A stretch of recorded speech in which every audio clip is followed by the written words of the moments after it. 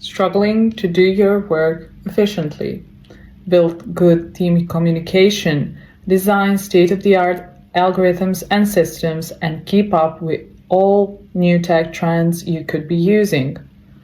Welcome to STEM, where we all try to be efficient and optimal, but sometimes we end up depleted and overwhelmed.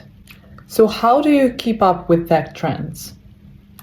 I am Dr. Natasa Vlahovic, a senior system engineer in R&D, over 10 years, a mother of 2 kids with passion for healthy living habits and growth mindset theories applied. All my passions make me a person who is always trying new ways to be efficient yet effective. Here on my channel, I go beyond just how-to manuals. I dig deeper into mindset and belief system as we explore different topics. If you're feeling like you don't have time or energy to do everything your role in STEM field demands, and you want to find out what are some ways to keep up, tailored just for you, you're on the right place. The first part of this video is uncovering the beliefs behind this urge to constantly consume new information, while the second part explores different efficient yet effective ways to keep up with new tech trends that you can customize to suit your lifestyle. Now, let's be efficient, which actually in dictionary means achieving maximum productivity with minimum wasted effort or expense, and effective, which means doing the right thing. Mindset behind the fear of missing out on technology. Do you actually live in scarcity? As engineers, developers, or scientists, we are constantly afraid that if we missed out on technology for a certain period of time, we will not be good engineers anymore. So we try to be everywhere at the same time, visiting too many conferences, keeping up with different magazines, reading new papers and articles, looking what other people are doing and achieving. Essentially, doing so many things at the same time so the time doesn't run us over. We don't stop to see the impact on our health, mental as physical. The cost can be greater than you can imagine, since I saw too many engineers with different health or mental issues due to their feeling or fear of missing out. I was in the same situation, a workaholic, ambitious engineer who managed to do it all. It had a cost. In my case, I saw it on time, so it didn't get the chance to become a much higher cost. Now, I see the same pattern repeating in lives of so many people like me, or people on higher positions, much older than me, faculty deans, high position engineers, etc. They all behave in the same manner, always in a rush, always going somewhere, not having enough time while trying to do it all. I'm not saying this is you, but do try to recognize some patterns happening in your life as well.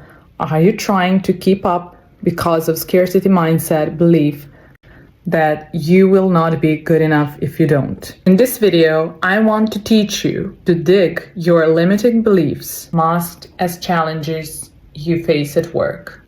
The process consists of 3 phases. So, who is this video for?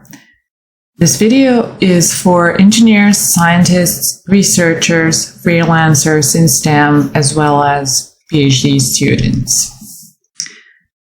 So I want to teach you to dig your limiting beliefs masked as challenges you face at work. The process consists of 3 phases. First phase is ask question. The second phase is repeat the why because pattern until you get to a limiting belief. And third phase is give yourself advice like from a best friend. So let me clarify these steps. Phase 1 is asking question. So, about this topic, connected question is, why do I rush to accomplish everything at the same time? So let's start with this question. And here is the process. You repeat until you get to an answer that reveals a limiting belief. So ask yourself why and answer with because until you get to a feeling behind this urge. Let me give you an example. We will start with a thought. I'm afraid I will not be able to keep up with trends in my industry. So, why are you afraid? I'm afraid because I'm doing that now, but it costs me so much of my time to do so. Why are you doing it right now? Because I need to, or I will not be able to design state-of-the-art systems, for example. Again, why is that a problem? Because I will not be able to do my job as an R&D engineer. Why is that a problem? Because I will not be good enough for that position anymore. So there we have it. We have a belief that we are not good enough behind this urge. Maybe in your case, it is a belief that you are replaceable or something else, but find that belief, acknowledge it. You don't have to confess to me or anyone else. This is work you can do with your journal only. Then try to remember situations when you felt that way before and list them out. This is a pattern that is happening exactly because of the belief you have. And in the third phase, you should give yourself advice and comfort like from a best friend. So let's try to do that. You can tell yourself, this is not true. It's not true that I'm not going to be good enough.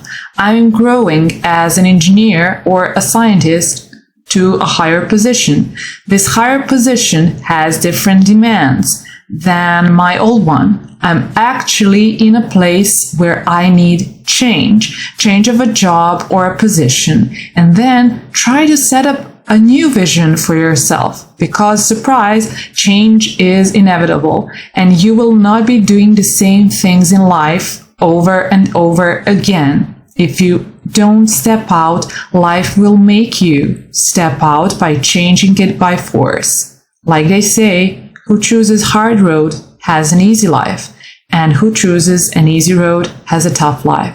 Choose what you want.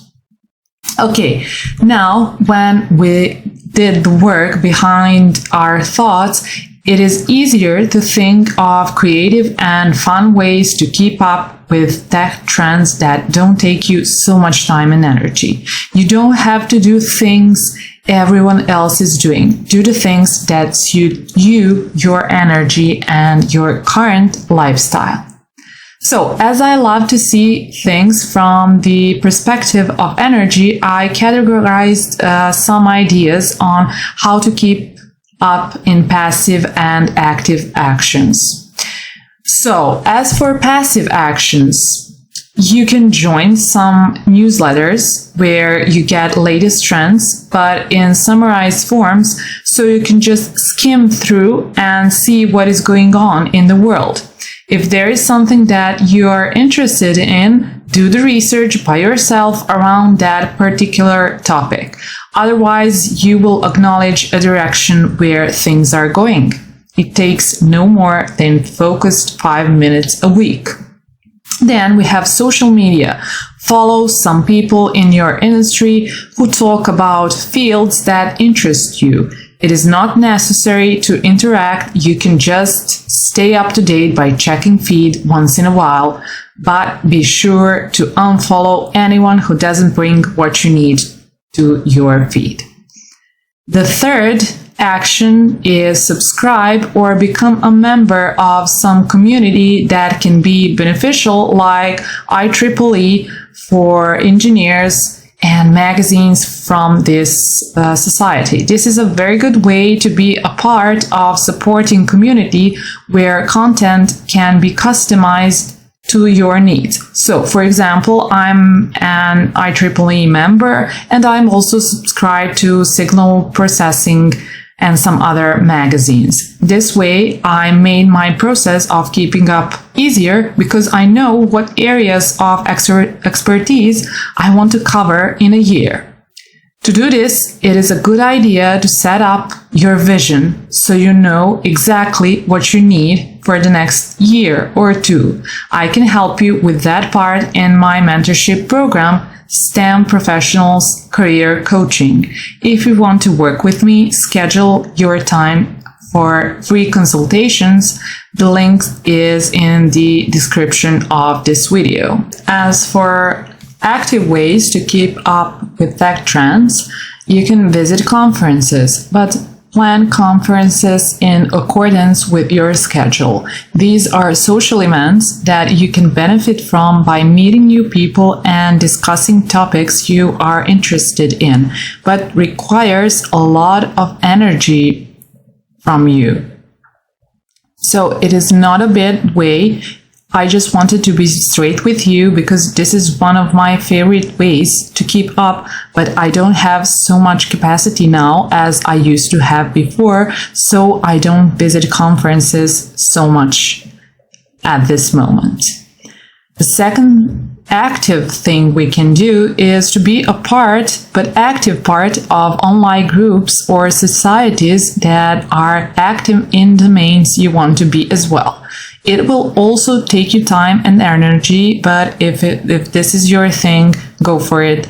It's a good way to stay connected and do things you love. And the last thing you can do is to create meaningful connections on social media. Don't just blindly follow people. Form connections, ask questions relevant to you.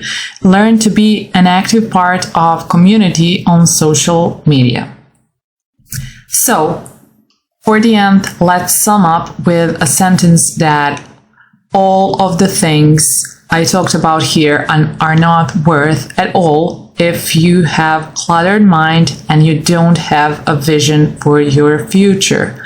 All actions can lead you very far away, but when you don't know where and why you are going, they won't. So, do the mindset exercise we talked about, and then just choose the best tools for keeping up that suit your life at this moment. Thank you for listening. If you want to work with me on your career challenges, my mentorship program is open. Check the link in the description of this video. If you have a question for me, comment or send me via email.